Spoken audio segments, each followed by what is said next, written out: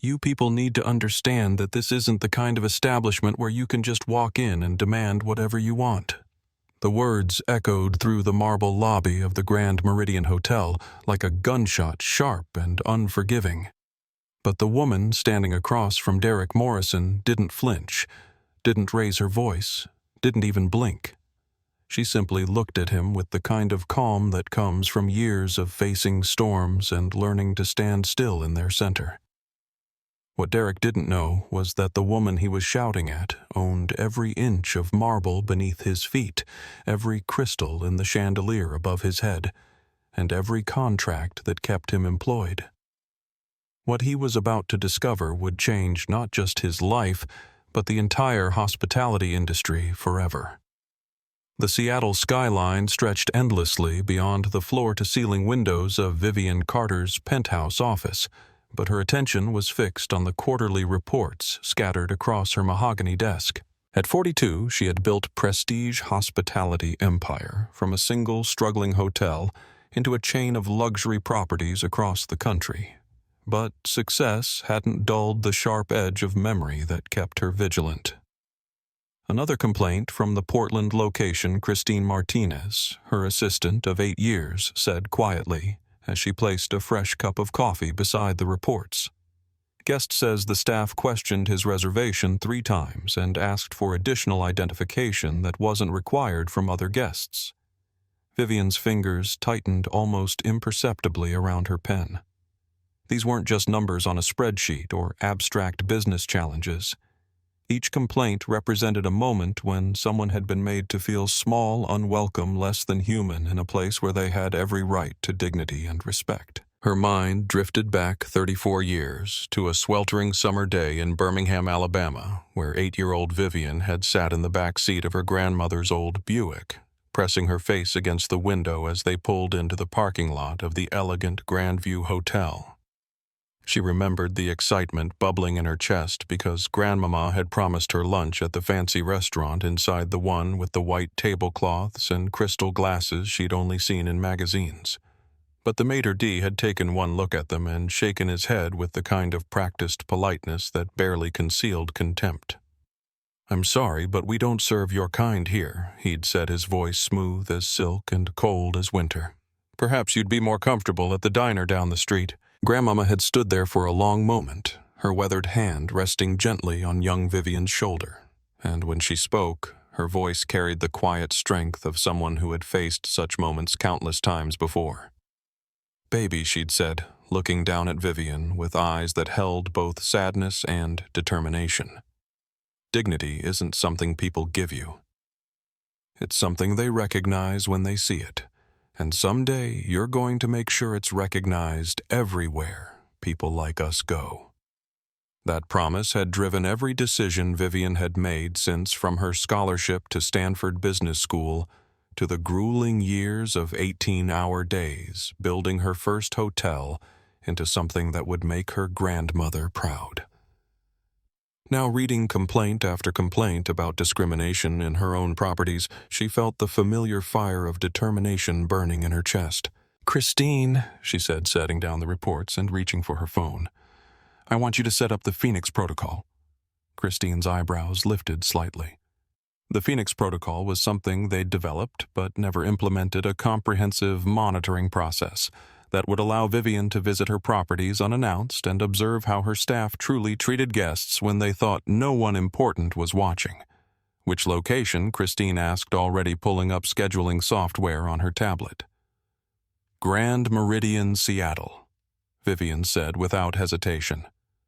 "I've been getting too many concerning signals from that property, and Derek Morrison's performance reviews have some troubling patterns. Set up the surveillance systems, activate the guest feedback monitors, and book me a penthouse reservation under my real name, but don't notify local management." "You're going in completely unannounced?" Christine asked, her fingers flying across the tablet screen. "What about security protocols?" Vivian stood and walked to her closet, bypassing the designer suits and reaching instead for a simple navy dress, the kind of outfit that wouldn't immediately scream wealth or power to hotel staff who made assumptions based on appearances.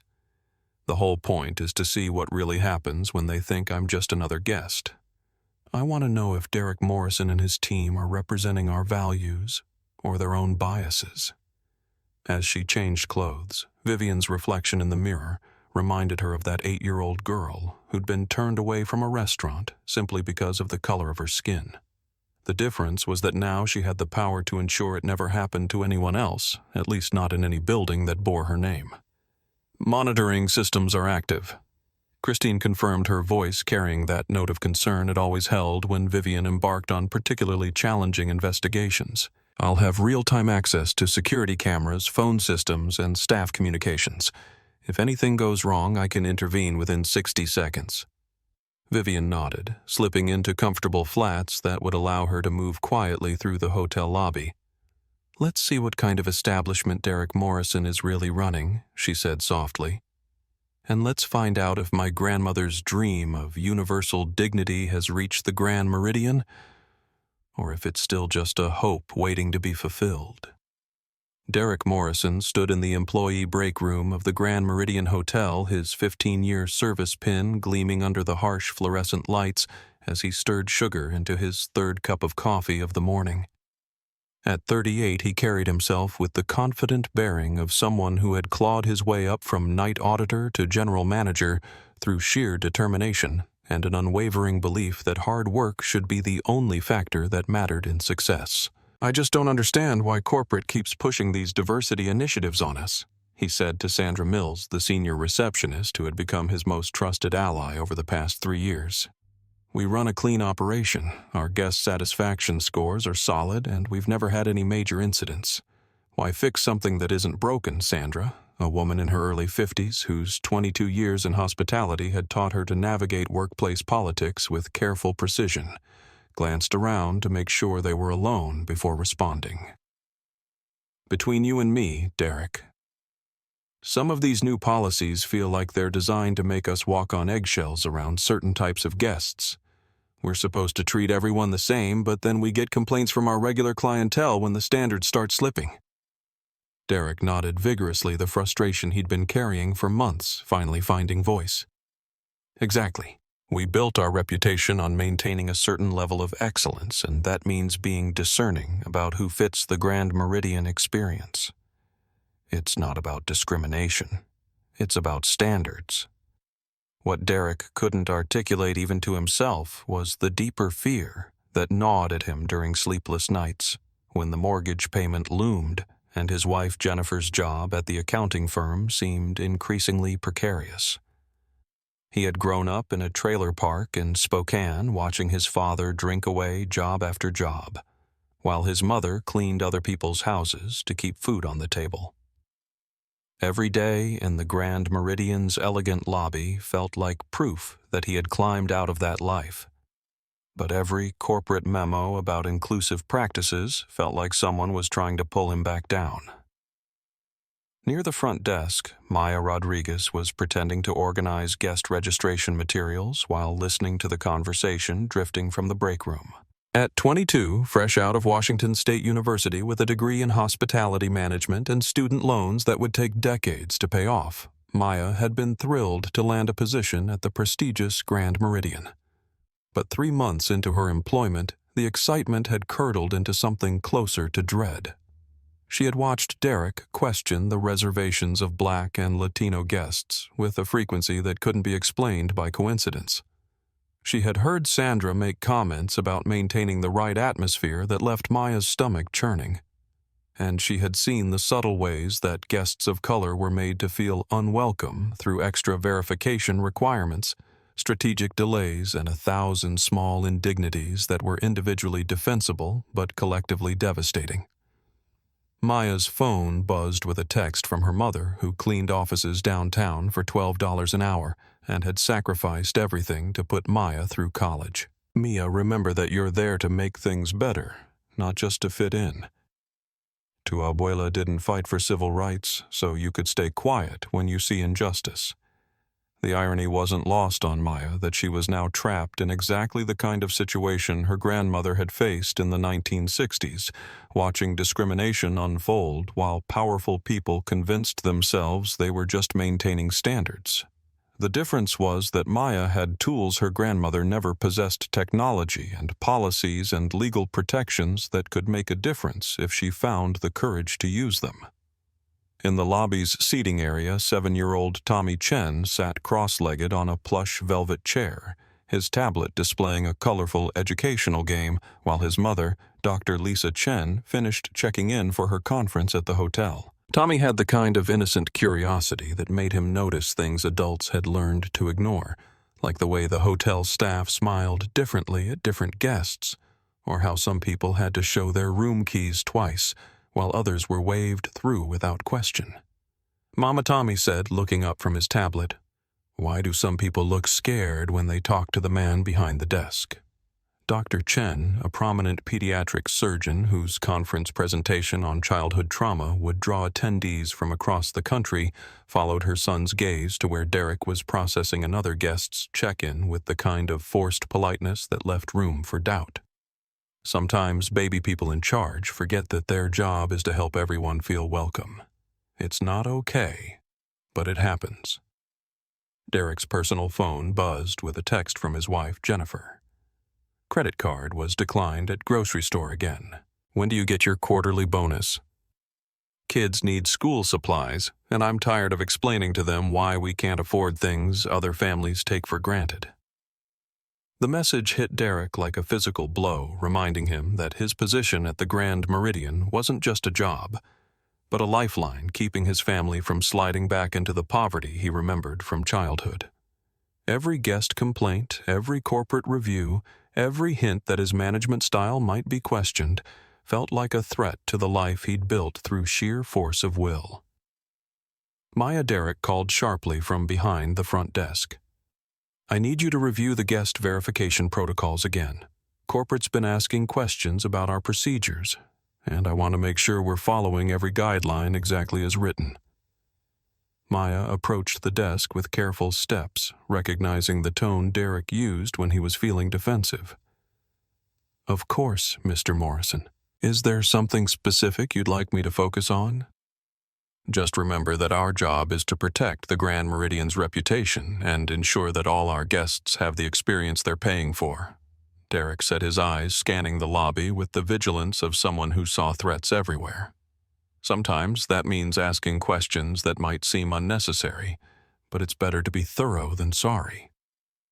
As Maya nodded and retreated to her station, she couldn't shake the feeling that she was standing at a crossroads, where her response to the next challenge would define not just her career, but her character.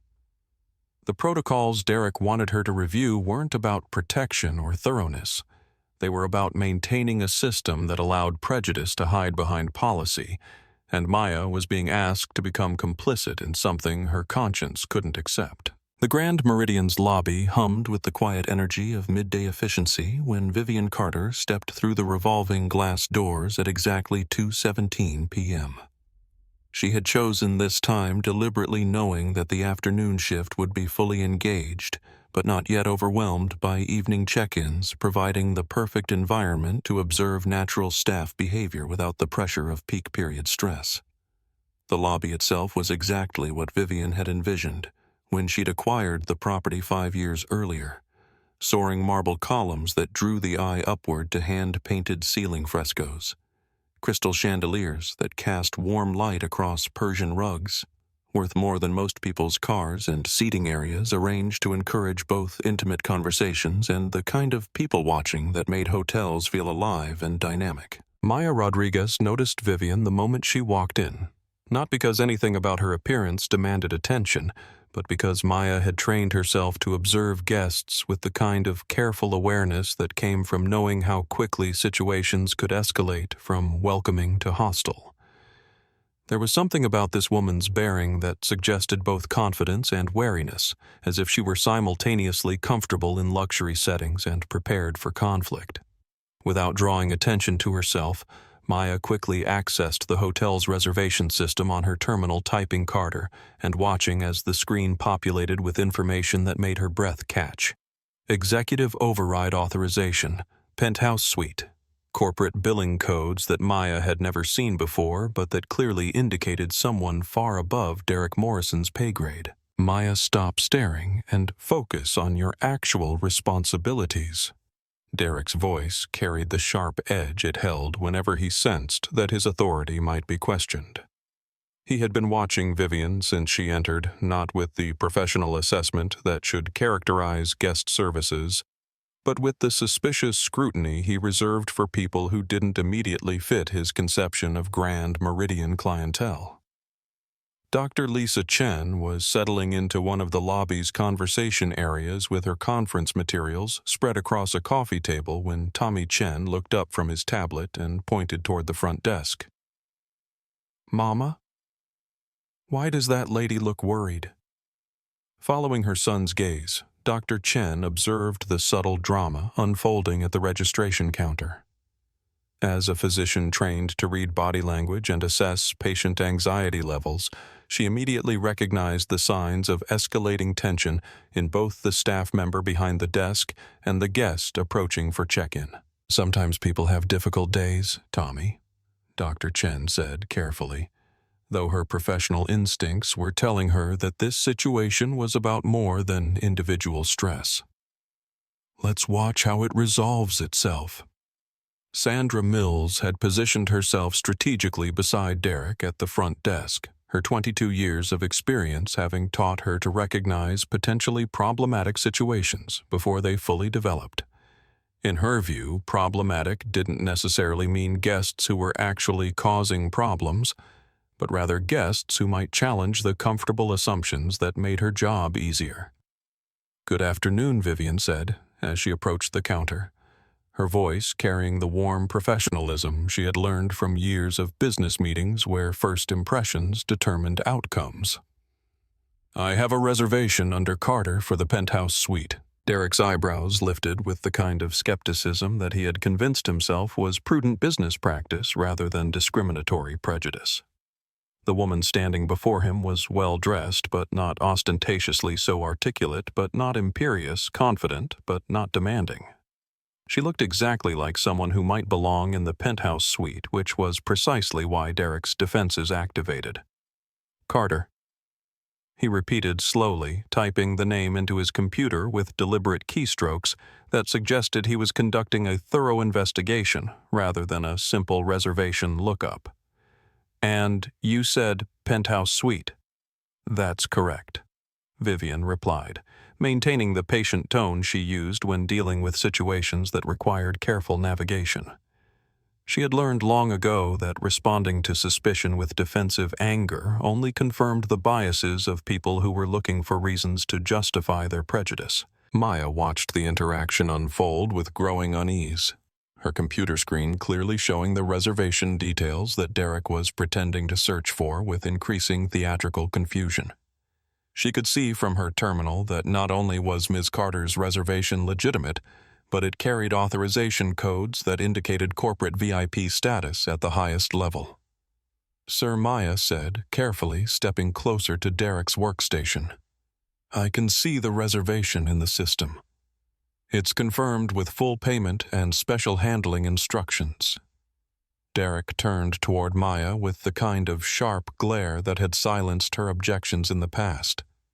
But this time, she held her ground, acutely aware that her silence would make her complicit in whatever discrimination was about to unfold. "Thank you, Maya, but I'm perfectly capable of handling guest services without your assistance," Derek said, his tone carrying a warning that Maya recognized but chose to ignore. "Why don't you focus on organizing the promotional materials instead?"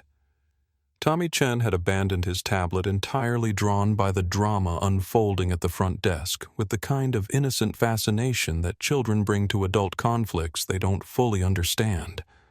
"Mama," he whispered, tugging at Dr. Chen's sleeve. "The man is being mean to the lady, but she didn't do anything wrong."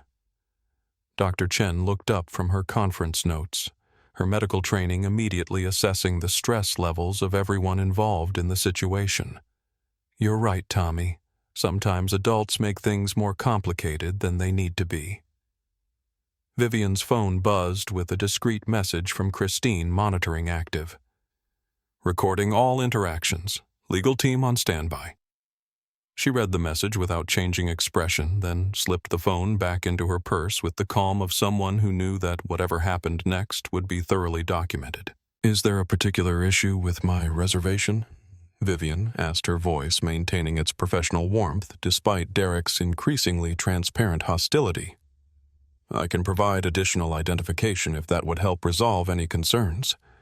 Derek leaned back in his chair with the kind of satisfied expression that suggested he had been waiting for exactly this response. "Actually, yes, there does seem to be some confusion about the booking details. The penthouse suite is typically reserved for our corporate partners and VIP guests, and I'm not seeing the usual verification codes in the system." Maya's jaw dropped as she stared at her computer screen, which clearly displayed the verification codes Derek claimed were missing. She looked from her terminal to Derek's monitor and realized that he was either lying outright or willfully ignoring information that was readily available. "Mr. Morrison," Maya said, her voice trembling slightly but gaining strength with each word. "The verification codes are right there in the guest profile. Corporate VIP status, executive override authorization, and full payment confirmation." Derek's face flushed with the kind of anger that comes from having one's authority challenged in front of an audience, particularly when that challenge exposed behavior that couldn't be easily justified. "Maya, I've told you twice to focus on your own responsibilities. This is your final warning." The lobby had grown quieter as other guests began to sense the tension radiating from the front desk area. A businessman waiting to check out held his position near the counter instead of approaching, while an elderly couple entering from the elevator paused to observe the unfolding drama with the kind of uncomfortable fascination that accompanies public conflicts. Dr. Chen gathered Tommy closer to her, recognizing that her son was witnessing something that would require careful explanation later. As a pediatric surgeon, she had seen how traumatic experiences could impact children's developing sense of justice and fairness, and she was watching a situation that could easily escalate beyond what Tommy should be exposed to. Vivian stood perfectly still at the counter, her posture relaxed but alert, like someone who had weathered many storms and learned to find stillness in their center. She looked around the lobby that she owned, at the staff she employed, at the guests whose experiences she was responsible for, and made the kind of calculated decision that comes from years of leadership experience. "Mr. Morrison," she said quietly, "I think there may be some confusion here that we should clear up before it becomes more complicated than necessary." Derek straightened his tie with the kind of aggressive gesture that suggested he was preparing for battle rather than resolution. "The only confusion is why we're wasting time on this when the solution is perfectly clear. You need to find accommodations that match your actual budget and leave the penthouse suite for guests who belong there." The words hung in the air like a challenge, and everyone in the lobby who heard them understood that this moment had moved beyond customer service into something much more significant and dangerous. The silence that followed Derek's last statement stretched across the Grand Meridian lobby like a held breath, the kind of tense quiet that comes just before thunder breaks after lightning illuminates a storm-dark sky. Vivian Carter stood motionless at the front desk, her hands resting lightly on the marble counter, but Maya Rodriguez could see the subtle tightening around her eyes that suggested a woman calculating her next move with precision that came from experience with exactly this kind of confrontation. "Mr. Morrison," Maya said, her voice cutting through the tension with the clarity that comes from finally deciding to choose courage over comfort. "I need to speak with you privately about Ms. Carter's reservation status." Derek turned toward Maya with the kind of frustrated expression he wore when subordinates failed to understand the delicate balance of hospitality politics. But before he could respond, Tommy Chen's small voice pierced the adult tension from across the lobby. "Mama, why won't the man let the lady have her room?" she said. "Please and everything."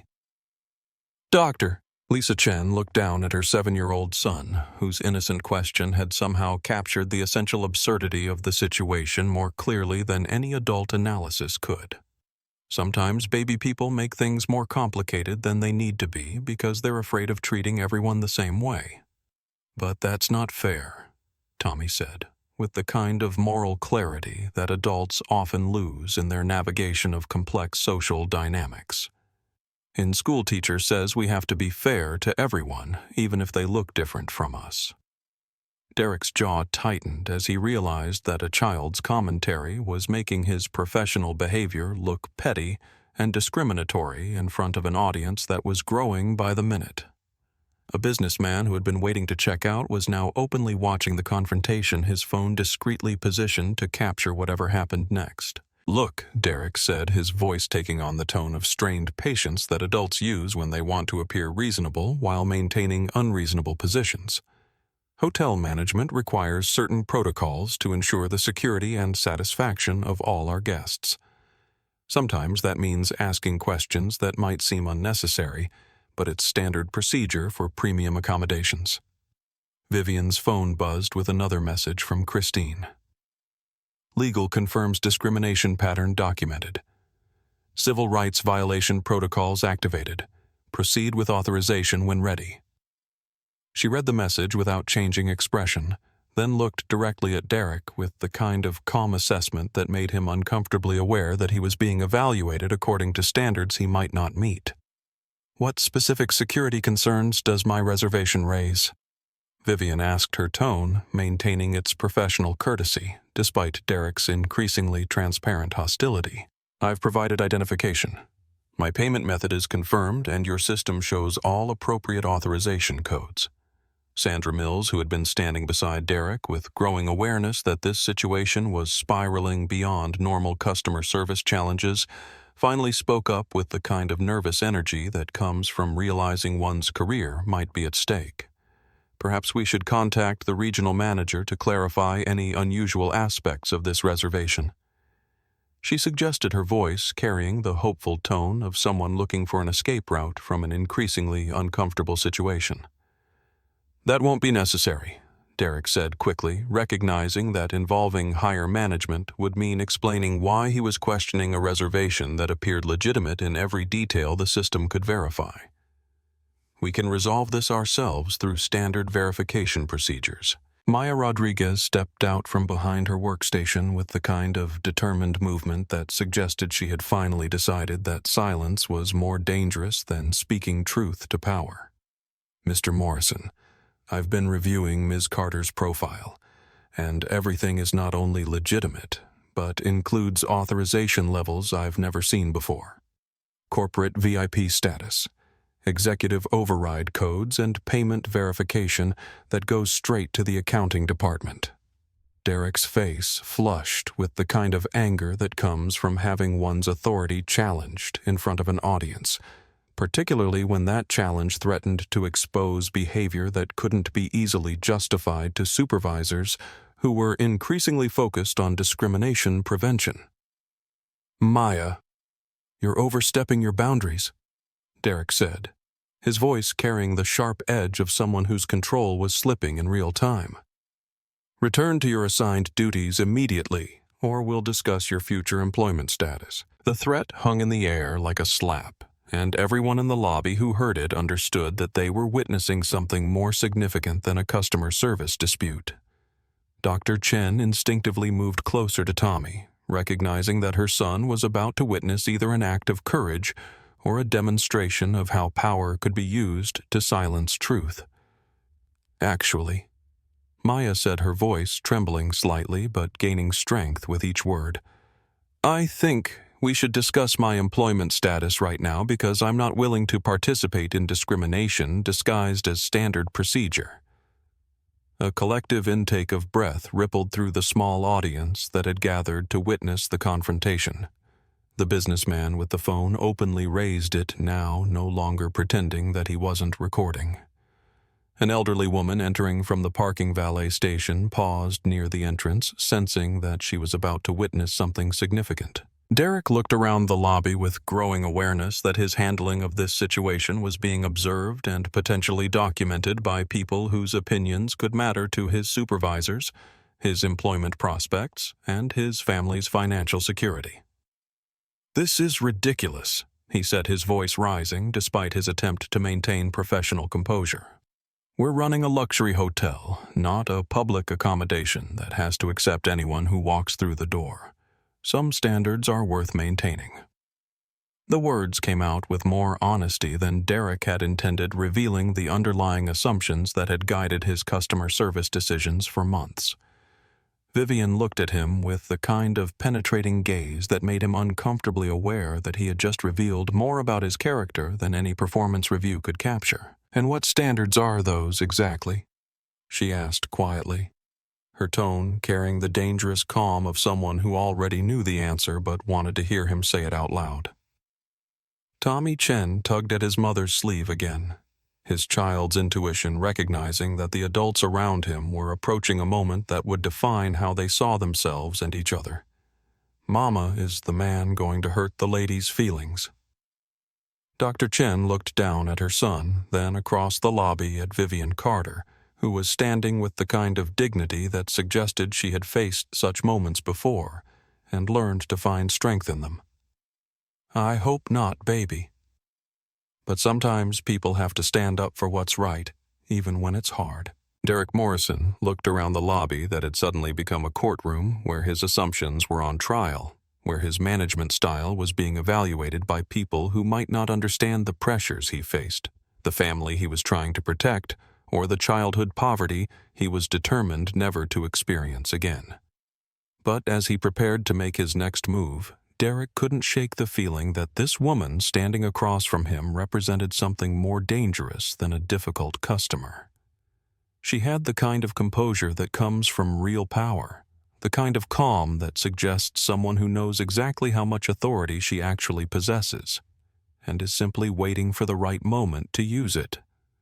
The air in the Grand Meridian lobby had shifted from the comfortable murmur of luxury hospitality to the electric tension that comes just before a thunderstorm breaks, when every person present could feel the pressure building toward something inevitable and irreversible. Derek Morrison stood behind the marble counter like a general defending territory he wasn't entirely certain belonged to him, while Vivian Carter remained perfectly still, her composure carrying the weight of someone who had weathered countless storms and learned to find power in stillness.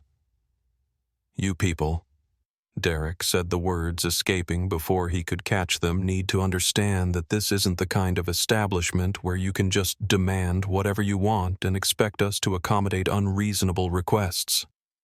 The phrase hung in the air like smoke from a fire that would soon consume everything around it. Tommy Chen looked up from his tablet with the kind of innocent confusion that children bring to moments when adults reveal their true character without meaning to. "What did he mean by, you people?" Mama Tommy asked, his 7-year-old voice carrying clearly across the lobby in the stunned silence that followed Derek's words. "Doctor." Lisa Chen felt her stomach clench as she recognized the phrase that had haunted American conversations about race for generations. The seemingly innocent words that carried the weight of assumptions and prejudices that turned human beings into categories to be managed rather than individuals to be respected. "He meant something unkind, baby," Dr. Chen said softly, her physician's training helping her maintain clinical calm, even as her maternal instincts screamed at her to shield her son from witnessing this kind of discrimination. Sometimes adults say things they shouldn't say. Maya Rodriguez stepped forward with the kind of determined movement that comes from finally deciding that silence is more dangerous than speaking truth to power, her computer screen still displaying the verification codes that Derek was claiming didn't exist. "Mr. Morrison, I need to show you something on the reservation system," she said, her voice trembling slightly but gaining strength with each word as she realized that this moment would define not just her career but her character.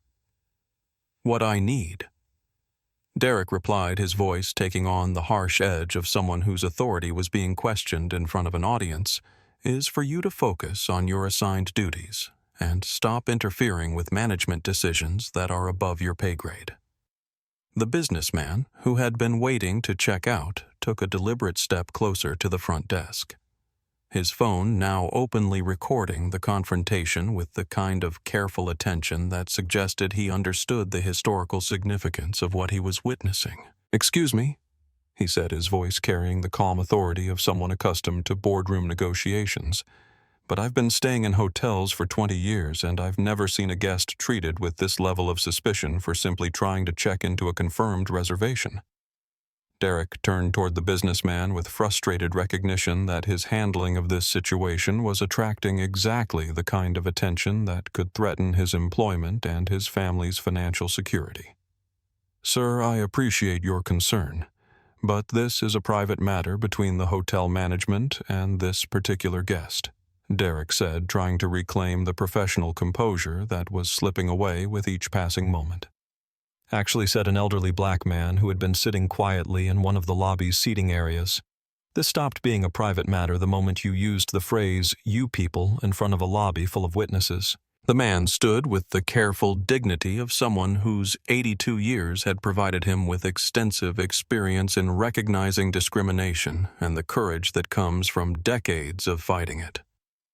"My name is Robert Williams, and I've been a guest at Prestige Hotels for 15 years. I've never seen anything like this behavior from management staff." Derek's face flushed as he realized that his customer service decisions were being evaluated by people whose opinions could matter to his supervisors, and worse, people who might have the influence to make their opinions heard at levels far above his authority.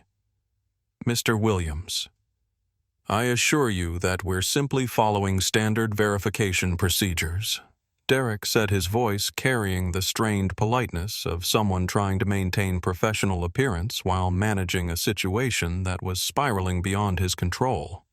"Standard for whom, Mr.?" Williams asked, with the kind of penetrating directness that comes from having spent a lifetime watching people justify discrimination through policy and procedure.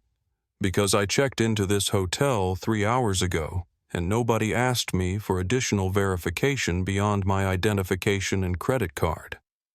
Maya Rodriguez looked between her computer screen and Derek's increasingly desperate attempts to maintain authority, finally understanding that she was watching a man choose to destroy his career rather than admit that his assumptions about race and class had guided his customer service decisions. "Mr. Morrison," she said, her voice now carrying the clear tone of someone who had moved beyond fear into moral certainty, "Mrs. Carter's reservation includes executive override authorization. That means corporate approval at the highest level. These aren't standard procedures we're following. These are barriers you're creating." Derek looked around the lobby with growing awareness that every person present was evaluating his professional competence and personal character based on decisions he had made in the past 10 minutes. Decisions that had seemed reasonable in his mind, but were revealing themselves to be indefensible under scrutiny. Tommy Chen abandoned his tablet entirely and walked toward the front desk with the kind of innocent curiosity that made adults uncomfortably aware of how their behavior looked through the eyes of a child. "Excuse me," Mr. Tommy said, looking up at Derek with the earnest expression that 7-year-olds bring to conversations with adults. "They're trying to understand, why are you being mean to the nice lady? She didn't do anything wrong." Derek looked down at the child, whose simple question had somehow captured the essential absurdity of the situation more clearly than any adult analysis could, and for a moment his professional composure cracked enough to reveal the confusion and fear that were driving his discriminatory behavior. "I'm not being mean," Derek said, his voice taking on the defensive tone that adults use when children's questions expose uncomfortable truths about their actions.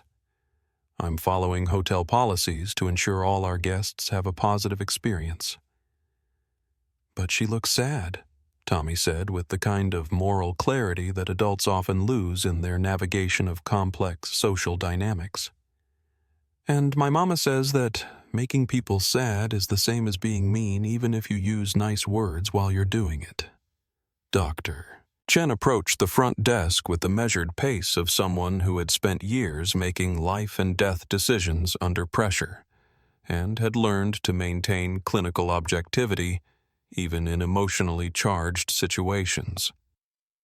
"My son is right," she said, her voice carrying the authority of someone whose professional expertise included reading human behavior and assessing psychological distress. "This guest is being subjected to treatment that appears discriminatory, and frankly, it's creating an uncomfortable environment for everyone present." Vivian Carter, who had remained silent through this exchange, finally spoke with the kind of quiet authority that made everyone in the lobby turn toward her voice. "Dr. Chen is correct," she said, her tone carrying the measured calm of someone who had learned to wield words with surgical precision. "This situation has moved beyond customer service into something much more serious, and I think it's time for Mr. Morrison to decide whether he wants to resolve this professionally or continue down a path that could have significant consequences for everyone involved." Derek Morrison looked at the woman standing across from him, at the child whose innocent questions were exposing the ugliness of his assumptions, at the growing audience of guests and staff who were witnessing his professional and moral failure in real time, and felt the kind of desperate panic that comes from recognizing that every choice he made in the next few minutes would determine not just his employment status, but his family's future. The Grand Meridian lobby had transformed into an arena where Derek Morrison's authority was being challenged from multiple directions, simultaneously, each voice adding weight to a situation that was rapidly moving beyond his ability to control or contain. The marble floors that had once echoed with the comfortable sounds of luxury hospitality now carried the tension of a confrontation that everyone present understood had moved far beyond normal customer service disputes into something that would define how they all saw themselves and each other. Maya Rodriguez stood behind her workstation with the computer screen that clearly displayed Vivian Carter's legitimate reservation and authorization codes, her 22 years of life experience having finally provided her with a moment where moral courage mattered more than job security. She looked at Derek Morrison, whose desperate attempts to maintain authority were making him look increasingly desperate and unreasonable, and made the kind of decision that separates people who follow orders from people who follow their conscience. "Mr. Morrison," she said, her voice carrying the clear tone of someone who had moved beyond fear into moral certainty. "I'm going to read Ms. Carter's reservation details out loud so everyone can understand what's actually happening here." Derek's face went pale as he realized that Maya was about to expose the gap between his claims about standard procedures and the reality of what the computer system actually showed, a gap that would make his discrimination visible to everyone present in ways that couldn't be explained away through policy or procedure. "Maya, I'm ordering you to step away from that computer and return to your assigned duties immediately," Derek said, his voice taking on the sharp edge of desperation that comes when someone realizes their authority is evaporating in real time. "Vivian Carter, executive-level override penthouse suite, confirmed with full payment, corporate VIP status with direct billing to headquarters accounting." Maya read from her screen, her voice growing stronger with each detail that contradicted Derek's claims about verification problems. The silence that followed was the kind of profound quiet that comes when truth cuts through lies so cleanly that everyone present can see the reality that had been hidden behind carefully crafted deception. Robert Williams, the elderly guest who had challenged Derek's use of "you people," shook his head with the sad recognition that comes from having witnessed such moments countless times before. "So she's not only a legitimate guest," Mr. Williams said, his voice carrying the weight of decades of experience with discrimination disguised as procedure, "but she's someone with corporate authorization at the highest level, and you've been treating her like a criminal trying to scam her way into a room she can't afford." Tommy Chen looked up at his mother with the kind of confused expression that children wear when adult behavior makes no sense according to the moral frameworks they've been taught. His 7-year-old understanding of fairness, struggling to process what he was witnessing. "Mama, if the computer says she belongs here, why is the man still being mean to her?" Tommy asked his innocent question, cutting through the adult complexities to the essential moral issue at the heart of the confrontation. Dr. Lisa Chen knelt down to her son's eye level, recognizing that this moment was becoming an unplanned lesson in how prejudice operates in the real world and how it persists even when contradicted by factual evidence.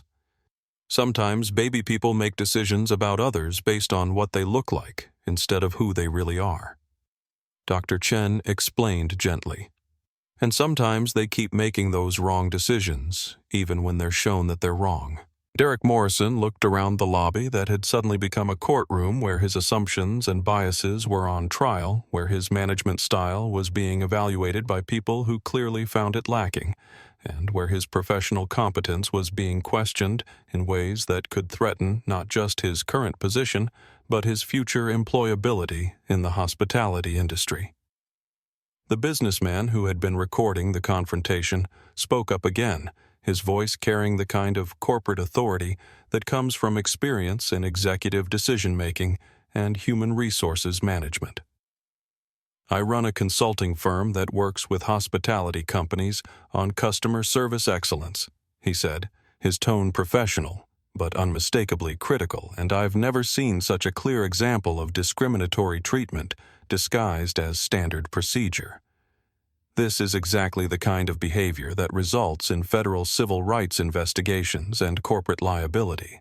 Derek's hands trembled as he realized that his handling of the situation was being evaluated by someone with exactly the kind of professional expertise and industry connections that could make this incident a career-ending disaster rather than a momentary conflict that could be smoothed over with apologies and explanations. "I think there's been a misunderstanding," Derek said, his voice now carrying the desperate tone of someone trying to backtrack from positions that had already been exposed as indefensible. "We're simply being thorough in our verification process to ensure the security and satisfaction of all our guests." Vivian Carter, who had remained composed throughout this escalating confrontation, finally spoke again with the kind of quiet authority that made everyone in the lobby understand that they were listening to someone whose words carried weight beyond what her simple appearance might suggest. "Mr. Morrison," she said, her voice carrying the measured calm of someone who had weathered many storms and learned to find strength in their center. "The misunderstanding isn't about verification procedures or security protocols. The misunderstanding is your assumption that you have the authority to treat me as unwelcome in a building that I own." The words hit the lobby like a physical force, creating the kind of stunned silence that comes when reality shifts so dramatically that everyone present needs a moment to process what they've just heard. Derek's face went through a series of expressions from confusion to disbelief to the dawning horror of someone who has just realized that their worst professional nightmare is unfolding in real time. "What did you say?" Derek asked, his voice barely above a whisper, as if speaking quietly might somehow make the words he'd just heard less real or less dangerous to his career and his family's financial security. Maya Rodriguez stared at her computer screen with growing understanding, the executive override codes and corporate VIP status suddenly making perfect sense in a context that explained why Derek's discrimination had been so thoroughly documented and why this confrontation had been allowed to continue for so long without intervention from higher management. Tommy Chen looked between the adults with the kind of fascinated attention that children bring to moments when they sense that something important is happening, even if they don't fully understand the complexities of what they're witnessing. "Mama, did the nice lady say she owns the hotel?" Tommy asked his innocent question, carrying clearly across the lobby in the silence that followed Vivian's revelation. Dr. Chen looked at her son, then at Vivian Carter, who was standing with the kind of quiet dignity that suggested someone accustomed to authority, but not dependent on displays of power to maintain it. "Yes, baby doctor. Yes, baby," Chen said softly, her voice carrying wonder and recognition. "I think she did." Derek Morrison stood frozen behind the front desk, his 15 years of hospitality experience providing him with no framework for processing the reality that he had just spent the past 20 minutes discriminating against the CEO of the company that employed him, the woman whose vision and policies he was supposed to implement, and the person whose approval ultimately determined whether he continued to have a job that could support his family. The lobby held its collective breath as everyone present waited to see how Vivian Carter would handle the power that she had just revealed, and whether Derek Morrison would find a way to salvage anything from the career that he had just destroyed through his own prejudice and professional incompetence. The revelation hung in the air like electricity before lightning strikes, and Derek Morrison's face went through a series of expressions that told the story of a man watching his entire world collapse in real time. The comfortable assumptions that had guided his customer service decisions for months were crumbling under the weight of a truth that was too big and too devastating to deny or explain away. "You can't be," Derek said, his voice carrying the desperate tone of someone clinging to a reality that was dissolving around him. "You're not dressed like... You don't look like what Mr. Morrison." Vivian asked, her tone maintaining its professional calm despite the discriminatory implications of his incomplete sentences. What exactly should the CEO of Prestige Hospitality look like? The question exposed the assumptions that Derek had been making not just about Vivian, but about power, authority, and who deserved respect in spaces like the Grand Meridian lobby. Tommy Chen watched the exchange with the kind of fascinated attention that children bring to moments when adults reveal truths about themselves that they usually keep hidden. "Derek," Sandra Mills said quietly, her voice trembling as she realized that her complicity in questioning a legitimate guest reservation had just become complicity in discriminating against their ultimate boss. "Maybe we should call corporate to verify." "Don't bother," Vivian said, reaching for her phone with the kind of calm efficiency that comes from years of executive decision-making. "They already know I'm here."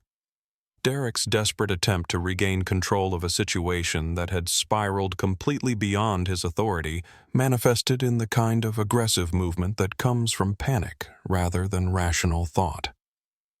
He stepped around the front desk counter with the rushed gait of someone whose fight-or-flight response had chosen flight, but whose professional obligations trapped him in confrontation. "This is impossible," Derek said, his voice rising despite his attempts to maintain some semblance of professional composure. "Corporate would have notified management if someone of that level was visiting the property."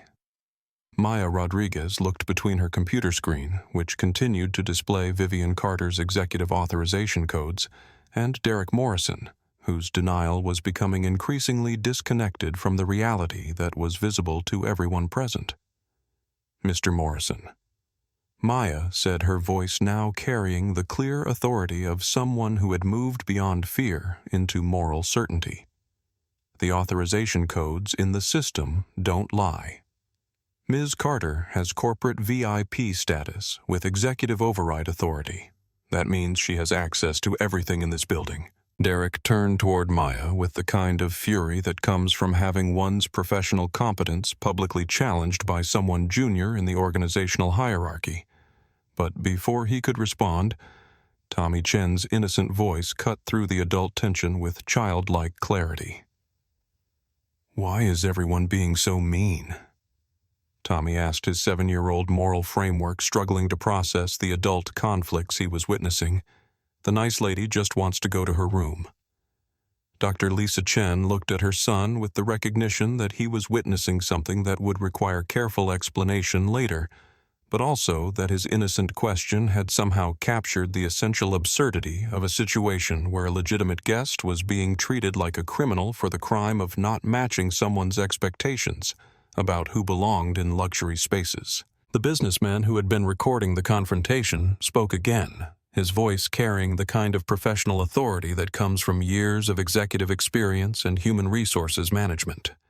"Sir, I've been watching this situation unfold for the past 15 minutes, and what I'm seeing is textbook discrimination that's being defended through increasingly desperate excuses," he said, his tone maintaining corporate professionalism while delivering what everyone recognized as a devastating professional assessment.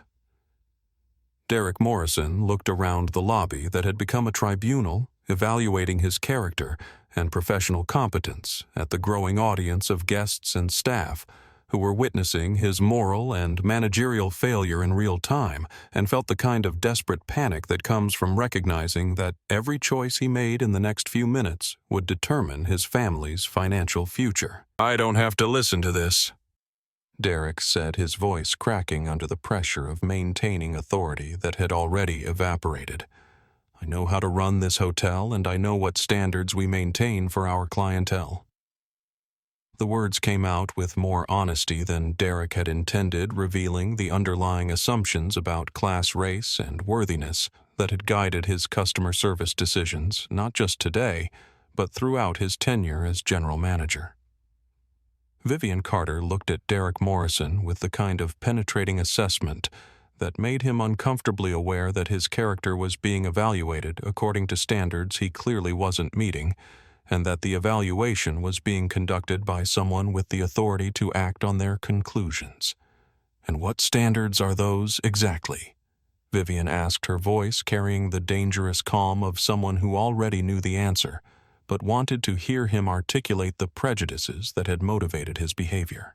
Derek's face flushed with the kind of trapped anger that comes from being forced to explain assumptions that sound reasonable in one's own mind but become indefensible when spoken out loud in front of witnesses who don't share the same biases. "We maintain a certain level of—" Derek began, then stopped as he realized that any completion of that sentence would expose discriminatory attitudes that could end his career and destroy his family's financial security. Of what Robert Williams asked the elderly guest whose decades of experience with discrimination had given him the ability to recognize exactly what Derek was struggling not to say. A certain level of whiteness, a certain level of exclusion, a certain level of prejudice disguised as standards. The words hit Derek like physical blows, stripping away the comfortable euphemisms he had used to justify his discriminatory behavior and exposing the ugly reality of assumptions he had convinced himself were reasonable business practices. Tommy Chen tugged at his mother's sleeve with the kind of persistent attention that children use when they sense that something important is happening, but need adult help to understand it. "Mama, why is the man's face getting red?" Tommy asked his innocent observation, drawing attention to Derek's visible distress in a way that made everyone present uncomfortable, aware that they were watching someone's professional and personal destruction unfold in real time. "He's upset because he made mistakes and people are pointing them out," Dr. Chen explained gently, recognizing that her son was receiving an unplanned education in how adults handle being confronted with the consequences of their choices. Derek Morrison looked at the child, whose innocent questions were exposing the moral bankruptcy of his position at the woman whose dignity he had tried to strip away at the audience of witnesses who were documenting his failure for potential legal and professional consequences, and made the decision that would define not just his career, but his character. His hand moved before his rational mind could stop it, the slap connecting with Vivian Carter's cheek, with a sound that echoed through the marble lobby like a gunshot, sharp and brutal and irreversible. The silence that followed was absolute, the kind of stunned quiet that comes when violence erupts in spaces where it was never supposed to exist, when professional environments become sites of assault, when the thin veneer of civilization strips away to reveal the ugly prejudices that had been hidden beneath polite language and corporate policies. Tommy Chen began to cry, not just from fear, but from the deep confusion that comes when children witness adults behaving in ways that contradict everything they've been taught about how people should treat each other. Maya Rodriguez reached for her phone to call security, while simultaneously ensuring that the lobby cameras had captured what everyone present had just witnessed. And Vivian Carter stood perfectly still, her hand rising slowly to touch the spot where Derek's palm had connected with her face, her eyes never leaving his face, as she spoke with the kind of quiet authority that comes from someone who has just been given all the justification they need to use every tool at their disposal. "Mr. Morrison," she said, her voice carrying the measured calm of someone who had just watched an opponent destroy himself completely. You have just committed assault against the CEO of this company in front of multiple witnesses and security cameras." Derek Morrison looked at his hand as if it belonged to someone else, as if the violence he had just committed was as surprising to him as it was devastating to his future, and realized that in one moment of panic-driven aggression he had destroyed not just his career but any possibility of explaining his behavior as anything other than discriminatory violence. The echo of Derek Morrison's assault on Vivian Carter reverberated through the Grand Meridian lobby like a bell that couldn't be unrung. And in the stunned silence that followed, every person present understood that they had just witnessed something that would change everything for everyone involved. Tommy Chen's tears provided the only sound as his mother, Dr. Lisa Chen, knelt to comfort him, her medical training helping her maintain composure, even as her maternal instincts screamed at the violence her 7-year-old son had just seen. Vivian Carter stood perfectly still, her hand touching the spot where Derek's palm had connected with her cheek, her expression carrying the kind of controlled fury that comes from someone who has just been given irrefutable justification for using every tool at their disposal to ensure justice and accountability. "Mama, why did the man hit the nice lady?" Tommy asked through his tears, his innocent question cutting through the adult shock to the essential moral issue at the heart of what everyone had just witnessed. "Because he's afraid and angry, and he made a terrible choice," Dr. Chen said gently, her voice carrying the clinical objectivity she used when explaining difficult realities to young patients and their families. "But hitting people is never okay, no matter how scared or angry someone feels." Maya Rodriguez had her phone in her hand, her fingers trembling as she simultaneously called hotel security and ensured that the lobby's security cameras had captured the assault that everyone present had just witnessed.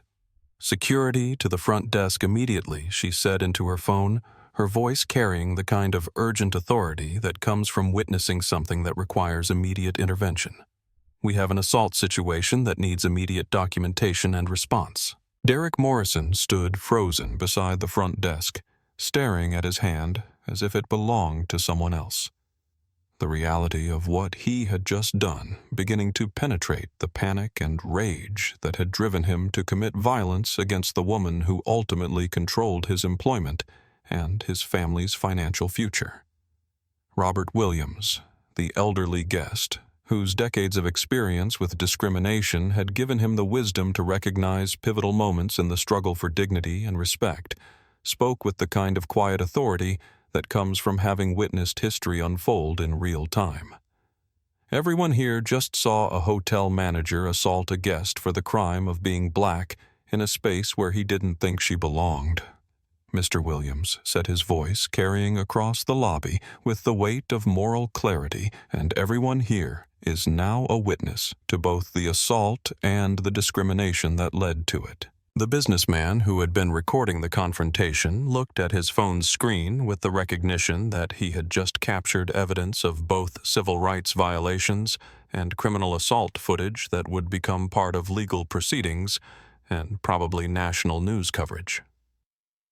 "I have the entire incident recorded," he said, his voice carrying the professional tone he used when delivering important information in corporate settings, from the initial discrimination through the assault. "This is going to be evidence in both criminal and civil proceedings." Vivian Carter reached into her purse and pulled out her phone with the kind of calm efficiency that comes from years of executive decision-making under pressure, her movements deliberate and controlled despite the violence she had just experienced. "Christine," she said into the phone, her voice carrying the authoritative tone she used when activating corporate crisis management protocols initiate Phoenix 7. Full documentation, legal intervention, and federal compliance review. Authorization. Carter, Vivian, CEO. The lobby speakers crackled softly as the hotel's internal communication system activated and Christine's voice came through with the kind of professional efficiency that suggested this was a protocol that had been planned for exactly this kind of situation. Phoenix 7, authorized. Christine's voice said clearly enough for everyone in the lobby to hear all systems recording. Legal team notified federal civil rights violations, documented criminal assault, evidence preserved. Local authorities and corporate legal department en route.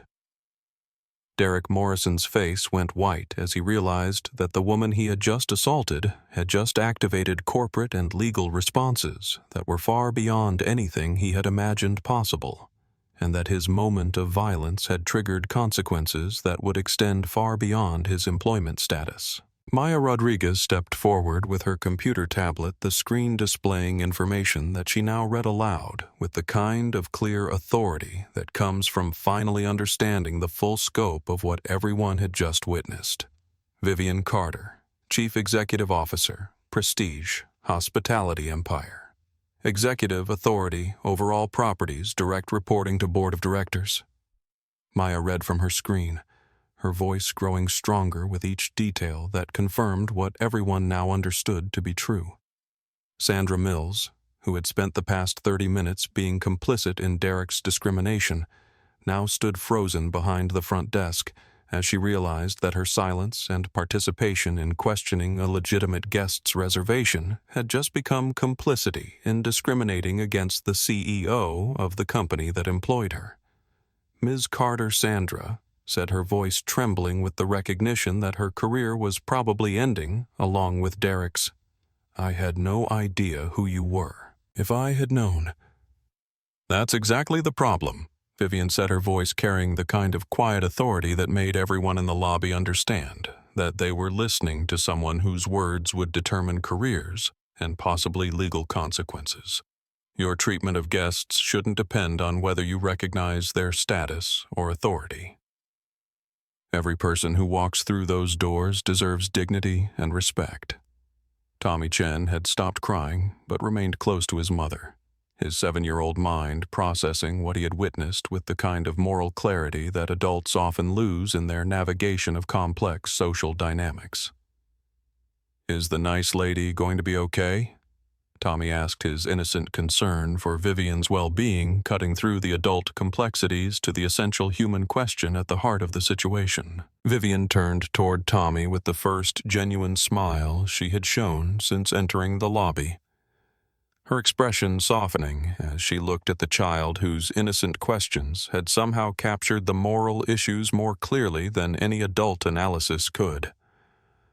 "I'm going to be fine," Vivian said gently, kneeling down to Tommy's eye level with the kind of natural warmth that suggested someone accustomed to speaking with children, and what happened here today is going to help make sure that other people are treated better in the future.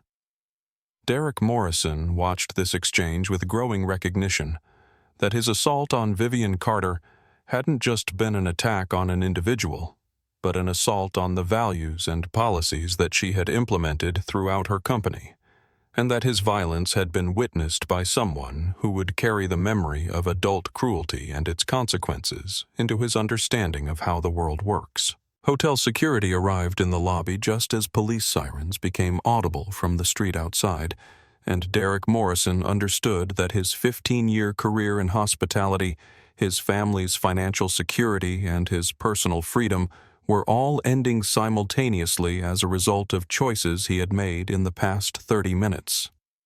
Maya Rodriguez looked at Vivian Carter with the recognition that she had just witnessed not only criminal assault and civil rights violations, but also a masterclass in how real authority operates not through displays of power, but through the calm certainty that comes from knowing exactly what resources are available and when to deploy them.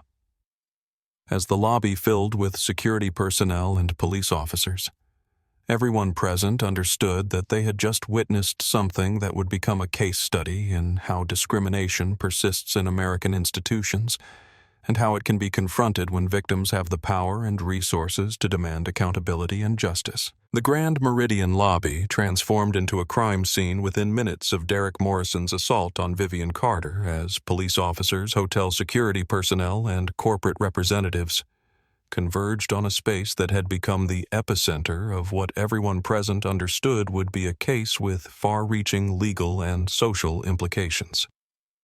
The marble floors that had echoed with Derek's discriminatory rhetoric now carried the authoritative voices of law enforcement officers documenting evidence of both criminal assault and civil rights violations. Detective Sarah Chen, no relation to Dr. Lisa Chen, and Tommy arrived as the lead investigator and immediately recognized that this was not a simple assault case, but a complex incident involving potential federal civil rights violations, corporate liability, and multiple witnesses whose testimony would need careful documentation. Ms. Carter, Detective Chen said, approaching Vivian with the kind of professional courtesy that law enforcement officers use when dealing with high-profile victims whose cases will likely attract media attention and legal scrutiny. I understand you've been assaulted, and I need to get your statement about what occurred here today. Vivian nodded, her composure intact despite the violence she had experienced, her hand still occasionally touching the spot where Derek's palm had connected with her cheek, but her voice steady as she began recounting the discrimination and escalation that had led to the assault. Maya Rodriguez stood beside her computer workstation with the tablet that displayed all of Vivian's reservation and authorization information, ready to provide the technical evidence that would corroborate the discriminatory treatment that had preceded the violence everyone had witnessed. Detective, I have all of Ms. Carter's reservation details and authorization codes that Mr. Morrison claimed didn't exist. Maya said, her voice carrying the clear authority of someone who had found courage in crisis and was determined to ensure that the truth was fully documented. Derek Morrison sat in one of the lobby's plush chairs with his hands cuffed behind his back, his 15-year career in hospitality having ended with the sound of metal clicking around his wrists as officers read him his rights for assault and civil rights violations. The businessman who had recorded the entire confrontation approached Detective Chen with his phone, the screen displaying footage that would become crucial evidence in both criminal proceedings and the federal civil rights investigation that was already being initiated. I captured everything from the initial discrimination through the assault, he said, his voice carrying the professional tone he used when providing important information in corporate settings. The entire incident is documented, including multiple witnesses and clear audio of discriminatory language. Tommy Chen remained close to his mother, Dr. Lisa Chen, his 7-year-old understanding of events still processing what he had witnessed, but his natural resilience already beginning to transform trauma into the kind of learning experience that would shape his lifelong understanding of justice and accountability. Mama Tommy said quietly, "Is the nice lady going to make sure the mean man can't hurt other people?" Dr. Chen looked at her son with the recognition that his innocent question had captured the essential purpose of the legal and corporate responses that were now unfolding around them. "Yes, baby doctor," Chen said gently. "She's going to make sure that what happened here today helps protect other people from being treated badly." Christine Martinez arrived at the hotel within 20 minutes of Vivian's activation of Phoenix 7 protocols, accompanied by a team of corporate attorneys, human resources specialists, and crisis management experts, whose presence indicated that Prestige Hospitality was treating this incident as a company-defining moment requiring comprehensive response. "Status report," Christine said to Vivian, her 8 years as executive assistant having taught her to maintain professional efficiency even in crisis situations that could threaten everything they had built together. "Full documentation active. Multiple witnesses, secured assault charges filed, federal civil rights investigation initiated," Vivian replied with the kind of systematic completeness that comes from years of executive decision-making. Under pressure, Derek Morrison and Sandra Mills terminated effective immediately with cause. Sandra Mills, who had been standing near the front desk in stunned recognition that her complicity in discriminatory treatment had just cost her 22 years of hospitality. Employment finally spoke with the trembling voice of someone watching their career end in real time. "Ms. Carter, I want to apologize," Sandra said, her words carrying the desperate sincerity of someone hoping that contrition might somehow mitigate consequences that were already irreversible. I didn't know who you were, and I should have stood up to Derek when I saw what was happening. Vivian looked at Sandra with the kind of measured assessment that executives use when evaluating whether someone's remorse represents genuine understanding or merely regret about getting caught. Ms. Mills. Vivian said, her voice maintaining its professional composure. The problem isn't that you didn't know who I was. The problem is that your treatment of guests depended on whether you recognized their status rather than their humanity.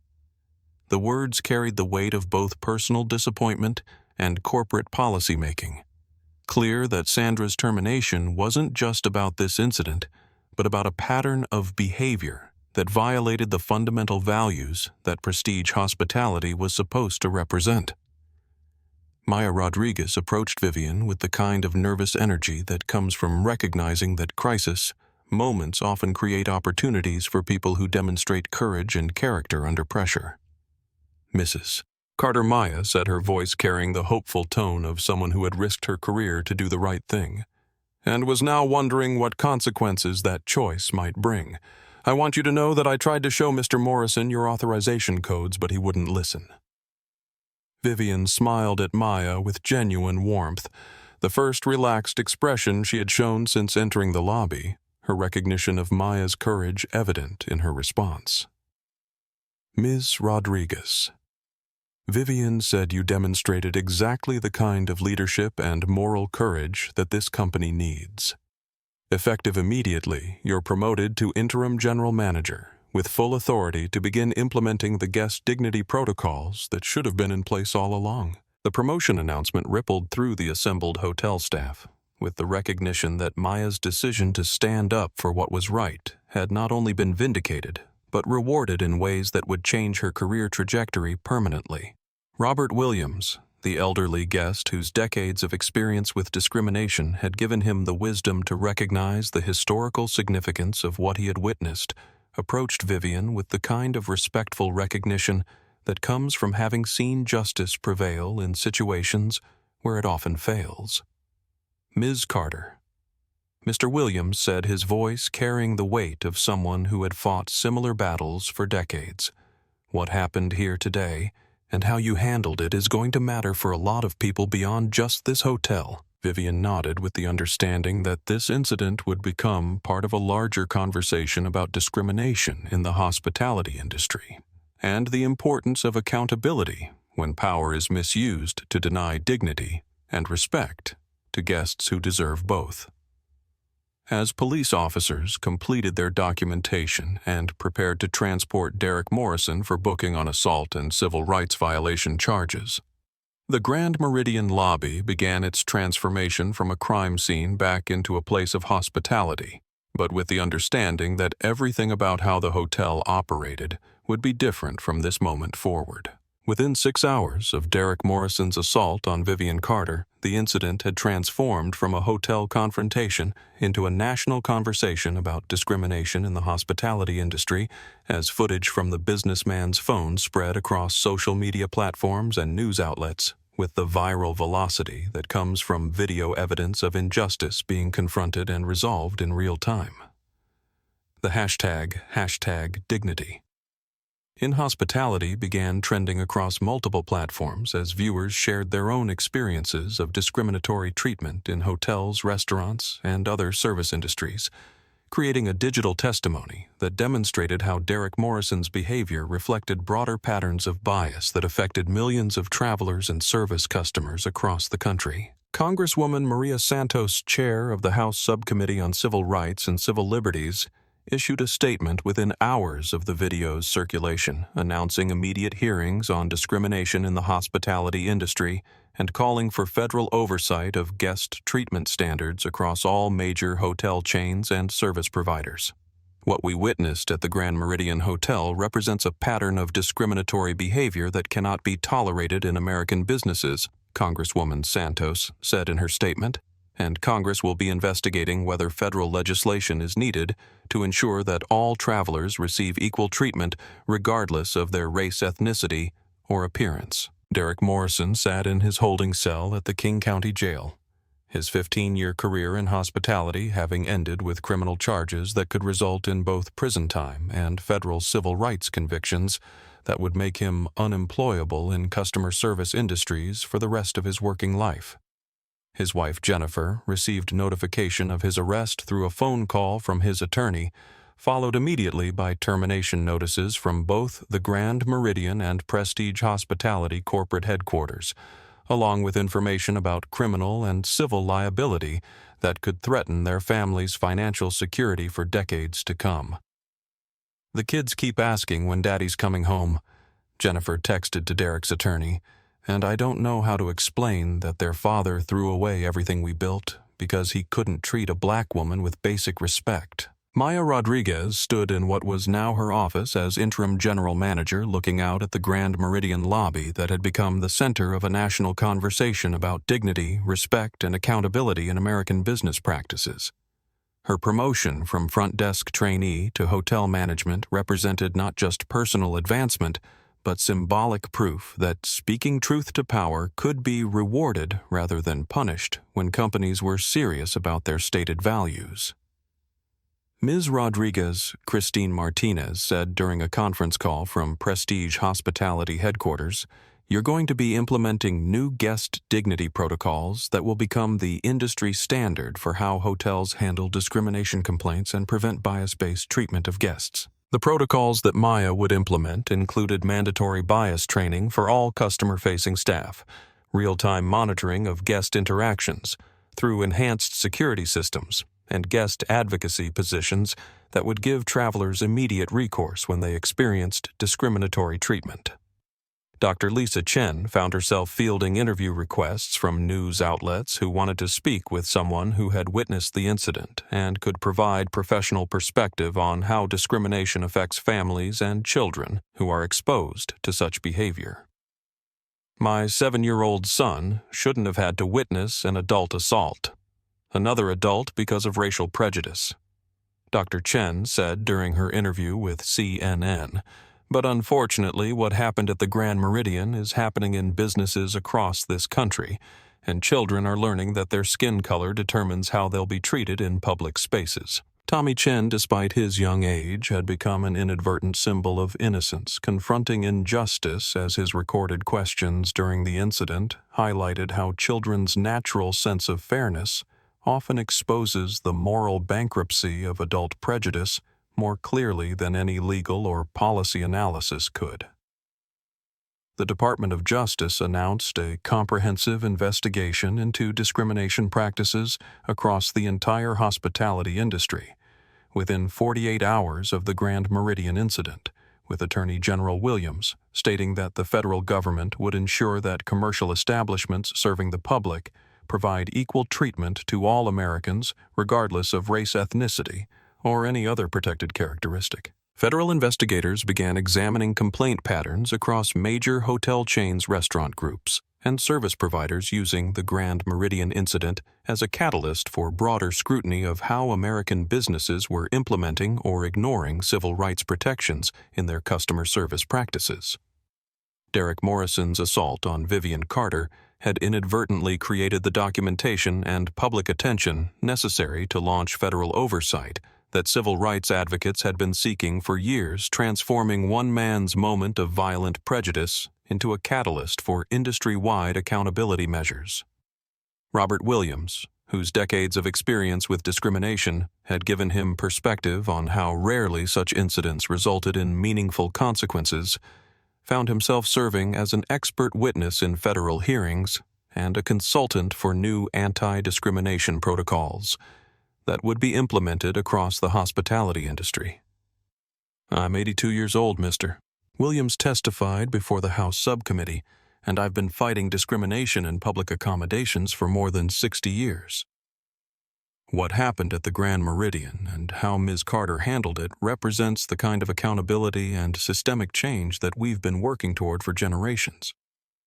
The business community's response was swift and comprehensive as hospitality companies rushed to implement enhanced anti-discrimination training and policies, to avoid the kind of federal scrutiny and public relations disasters that the Grand Meridian incident had generated for prestige hospitality. Major hotel chains announced new guest dignity initiatives, bias reporting systems, and customer advocacy programs, recognizing that the viral documentation of Derek Morrison's behavior had created public expectations for accountability that could no longer be managed through public relations responses and corporate apologies. Maya Rodriguez received job offers from competing hotel chains and hospitality consulting firms, who recognized that her courage in confronting discrimination had made her a valuable asset in an industry that was suddenly focused on implementing authentic anti-bias measures rather than superficial diversity initiatives. Vivian Carter used the platform that the incident had created to announce the establishment of the Hospitality Dignity Foundation, a nonprofit organization that would provide legal support to travelers who experience discrimination, fund research on bias in service industries, and offer scholarships to underrepresented groups pursuing careers in hospitality management. What happened to me at the Grand Meridian happens to countless people every day, Vivian said during the foundation's launch announcement, but most of them don't have the resources or platform to demand accountability. This foundation will ensure that everyone has access to justice when their dignity is violated in public accommodations. The incident's impact extended beyond the hospitality industry as other service sectors began implementing similar accountability measures, recognizing that viral documentation of discriminatory behavior could destroy businesses and careers overnight while creating legal liability that extended far beyond individual employee actions to corporate responsibility for institutional bias. 6 months after the assault that had transformed him from successful hotel manager to convicted felon, Derek Morrison sat in a community center classroom in Spokane, Washington, participating in court-mandated bias education and anger management counseling that represented his only path toward rebuilding any semblance of the life he had destroyed through one moment of violent prejudice. The irony was not lost on Derek that he was now learning about the psychological and social dynamics of discrimination from Dr. Patricia Williams, a black psychologist whose expertise in racial bias had made her one of the leading consultants helping businesses implement authentic anti-discrimination training rather than superficial compliance programs. Dr. Williams said during one of their sessions the assault was a symptom of deeper beliefs about who deserves respect and dignity in public spaces. Until you understand how those beliefs developed and why they're harmful, you'll never be able to rebuild trust with the communities you've damaged. Derek's journey toward understanding began with confronting the childhood poverty that had shaped his desperate need to prove that he belonged in spaces of luxury and privilege, a need that had manifested as exclusion of others who reminded him of his own vulnerability and shame about his background. His wife Jennifer had initially filed for separation, unable to process how the man she had married could have committed assault against a woman who was simply trying to check into a hotel, but she had agreed to attend counseling sessions that helped her understand the relationship between Derek's childhood trauma and his adult prejudices. "I'm not excusing what you did," Jennifer said during one of their joint counseling sessions, "but I'm beginning to understand how your fear of losing everything we built made you see threats that weren't real and respond to them with violence that was completely unacceptable." Derek's children, aged 12 and 14, had faced harassment at school when their classmates discovered their father's viral assault, but they had also received support from teachers and counselors who helped them understand that their father's actions didn't define their worth or determine their future character. Maya Rodriguez had transformed the Grand Meridian into a model of inclusive hospitality that was being studied by hotel management programs across the country, her implementation of guest dignity protocols having resulted in not only improved customer satisfaction scores, but increased employee retention and community respect. Ms. Rodriguez Vivian Carter said during a visit to review the hotel's transformation, "What you've accomplished here proves that authentic inclusion isn't just morally right, it's also good business. Guest complaints are down 70%. Employee satisfaction is at all-time highs, and revenue has increased because people want to stay in places where they know they'll be treated with respect. Maya's success had attracted attention from major hospitality corporations, who recognized that her experience confronting discrimination and implementing inclusive practices made her exactly the kind of leader they needed as the industry adapted to new federal oversight and public expectations for accountability. Tommy Chen, now 8 years old, had been invited to speak at the Hospitality Dignity Foundation's first annual conference, his childlike perspective on fairness and kindness having inspired adults across the industry to examine their own biases and assumptions about who deserves respect in public spaces. "My mama says that being nice to people isn't hard," Tommy said from the podium, his innocent voice carrying across an auditorium filled with hotel executives, civil rights advocates, and hospitality workers. "You just have to remember that everyone wants to be treated like they matter." Dr. Lisa Chen had become a consultant for the hospitality industry on the psychological impact of discrimination on families and children. Her medical expertise providing crucial perspective on how bias-based treatment affects not just individual targets, but entire communities who learn from such incidents, how society views their worth. The federal legislation that had emerged from the Grand Meridian incident, known as the Hotel Guest Dignity Act, required all public accommodations to implement bias reporting systems, provide regular anti-discrimination training for customer-facing employees, and establish guest advocacy positions with authority to investigate and resolve discrimination complaints. Derek Morrison's handwritten letter to Vivian Carter, delivered through his attorney 6 months after his conviction, represented his first genuine attempt to understand the full scope of harm his actions had caused, not just to her personally, but to everyone who had witnessed his assault and the discriminatory treatment that had preceded it. Ms. Carter Derek wrote, "I understand that my apology cannot undo the harm I caused, but I want you to know that I am working every day to understand how my fears and prejudices led me to treat you with violence and disrespect that violated everything I should believe about human dignity." Vivian's response to Derek's letter was brief, but indicated her recognition that accountability required not just punishment, but the possibility of genuine transformation for people willing to do the difficult work of examining and changing their biases. "Mr. Morrison," she wrote back, "healing from discrimination requires both justice for victims and redemption for perpetrators who demonstrate genuine commitment to change. Your letter suggests that process has begun." Robert Williams had established a scholarship program for young people pursuing careers in hospitality management, with preference given to students from underrepresented communities who demonstrated both academic excellence and commitment to inclusive service practices. "The next generation of hospitality leaders," Mr. Williams said during the scholarship program's announcement, "will inherit an industry that has been transformed by what happened at the Grand Meridian, and they'll have the opportunity to build something better than what previous generations accepted." The Grand Meridian Hotel itself had become a destination for travelers who wanted to support businesses with authentic commitments to inclusive practices, its transformation under Maya's leadership having demonstrated that confronting discrimination could enhance, rather than diminish, commercial success.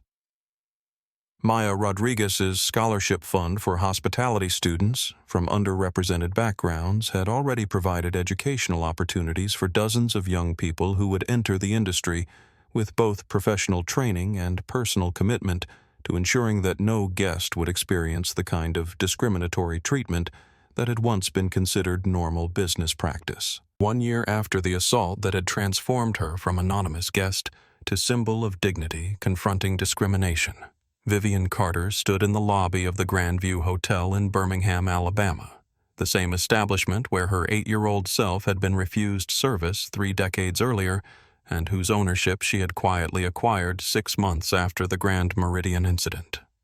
The marble floors that had once echoed with rejection now carried the sound of her heels as she walked toward the hostess station of the hotel's main restaurant, where an elderly black woman named Ethel Johnson was training new staff members on the guest dignity protocols that had become standard throughout the prestige hospitality chain. "Mrs. Johnson," Vivian said, recognizing the woman whose 40-year career at the Grandview had included witnessing the discrimination that had been standard practice before civil rights legislation and corporate accountability measures had begun transforming how public accommodations served their communities. "Ms. Carter." Mrs. Johnson replied with the kind of respectful recognition that comes from understanding the historical significance of having a black woman own and operate the hotel where she had once been powerless to prevent discriminatory treatment of guests who looked like her family members. "I wanted you to know, Vivian said that my grandmother would be proud to see you training the next generation of hospitality workers to treat every guest with the dignity she was denied when she brought me here as a child."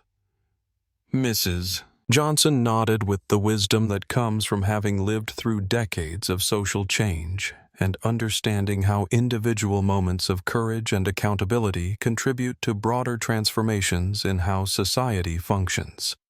Tommy Chen, now 8 years old, arrived at the Grandview with his mother, Dr. Lisa Chen, for a special visit that had been arranged to demonstrate how the incident at the Grand Meridian had created lasting changes that would benefit children like him throughout their lives. Ms. Carter Tommy said with the earnest enthusiasm that 8-year-olds bring to conversations with adults. "They admire," my teacher said. "You're going to speak at my school about standing up for people when others are being mean to them." Vivian smiled at Tommy with genuine affection, recognizing that his innocent questions during the Grand Meridian confrontation had somehow captured the moral essence of discrimination more clearly than any policy analysis or legal proceeding could. "That's right, Tommy," Vivian said, kneeling to his eye level with the natural warmth she had always shown to children. "I'm going to tell your classmates about how important it is to speak up when you see someone being treated unfairly, and how their voices can make a difference even when they're young." Dr. Chen watched this interaction with professional and personal satisfaction. Understanding that her son's exposure to both discrimination and justice at the Grand Meridian had provided him with a foundational understanding of fairness that would guide his interactions with others throughout his life. Maya Rodriguez had traveled to Birmingham for the anniversary event, her transformation from nervous front desk trainee to nationally recognized hospitality leader, having made her one of the most sought-after speakers on inclusive business practices and moral courage in corporate environments. Mrs. Carter Maya said the guest dignity protocols we developed after the incident have now been implemented in over 200 hotels nationwide, and discrimination complaints have dropped by 85% across properties that have adopted comprehensive training and accountability measures. The statistical success represented more than business improvement. It demonstrated that systematic change was possible when corporate leaders were willing to confront discrimination directly, rather than managing it through public relations responses and legal settlements. Derek Morrison had completed his community service and bias education requirements, his journey toward understanding the psychological roots of his prejudice, having led him to volunteer work with a non-profit organization that helped formerly incarcerated individuals reintegrate into society and find employment despite criminal records. His letter to Vivian on the anniversary of the incident reflected genuine transformation rather than strategic remorse, his understanding of discrimination having deepened through months of education and service to communities affected by the same prejudices that had motivated his assault. Ms. Carter Derek wrote, "I cannot undo the harm I caused, but I can ensure that my experience serves as a warning to others about how unchecked bias can destroy lives and communities. I am committed to spending the rest of my life working to repair the damage that people like me have caused."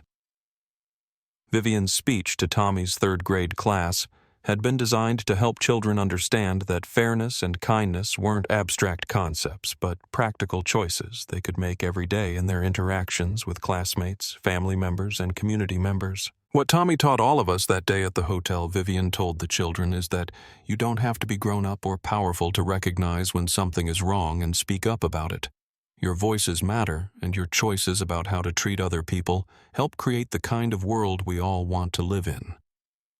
The children's questions ranged from practical concerns about how to help friends who were being bullied to broader curiosities about why adults sometimes treated people differently based on appearance, providing Vivian with opportunities to explain complex social dynamics in language that 8-year-olds could understand and apply. As the anniversary event concluded, Vivian stood in the Grand View's lobby surrounded by photographs that chronicled the hotel's transformation from a site of discrimination to a symbol of inclusive hospitality, with images of diverse staff members, guest appreciation letters, and community awards that demonstrated how confronting bias had enhanced rather than damaged the business's reputation and success. Tommy Chen approached Vivian with a hand-drawn picture that showed the Grand Meridian lobby with stick figures labeled "Nice Lady, Brave Girl" and "Mean Man Who Learned to Be Better." His child's art capturing the essential narrative of justice, accountability, and redemption that had emerged from one moment of violent prejudice. "This is for you," Tommy said, handing Vivian the drawing, "so you can remember that standing up for people makes everything better for everyone." Vivian accepted the drawing with recognition that Tommy's innocent perspective had somehow distilled the complex social and legal ramifications of the Grand Meridian incident into its essential moral core, the importance of treating every human being with dignity and the power of accountability to create lasting positive change. She placed Tommy's artwork on the office wall beside a framed photograph of her grandmother, the woman whose experience with discrimination had inspired a lifetime of work toward creating businesses and communities where every person would be welcomed with respect and kindness. The transformation was complete, permanent, and powerful, proving that individual moments of courage in confronting injustice could indeed create systematic changes that would protect millions of people from experiencing the discrimination that had once been accepted as normal business practice. The incident at the Grand Meridian Hotel sparked permanent transformation across the American hospitality industry as federal oversight, guest dignity protocols, and accountability measures became standard practice for businesses serving the public. Maya Rodriguez's leadership model was replicated in hotels nationwide, while Tommy Chen's innocent questions reminded corporate executives that children's natural sense of fairness should guide adult business decisions. Derek Morrison's journey from assault conviction to community service volunteer demonstrated that genuine redemption required confronting the psychological roots of prejudice and committing to lifelong service to communities harmed by discrimination. His transformation, while painful and costly, became a model for others seeking to understand how bias develops and how it can be overcome through education and accountability. Tommy Chen's simple observation that standing up for people makes everything better for everyone became the unofficial motto of the Hospitality Dignity Foundation, reminding industry leaders that treating guests with respect and fairness wasn't just morally required, but economically beneficial, creating businesses that thrived because they honored the basic human dignity that every customer deserved. Thank you for watching this powerful story of dignity triumphing over discrimination. If this video opened your eyes to how prejudice operates in everyday situations and how courage can create lasting change, please hit that like button to help us reach more people with these important messages. Subscribe to our channel for more inspiring stories of ordinary people doing extraordinary things to make the world more just and fair. Your subscription helps us continue sharing these crucial stories that need to be told. And please share this video with your family, friends, and community, because these stories of standing up for what's right, especially when it's difficult, need to reach as many people as possible. Together, we can build a world where every person knows they belong wherever they've earned the right to be. Drop a comment below and tell us about a time when you or someone you know stood up against injustice. Your stories matter and your voice matters.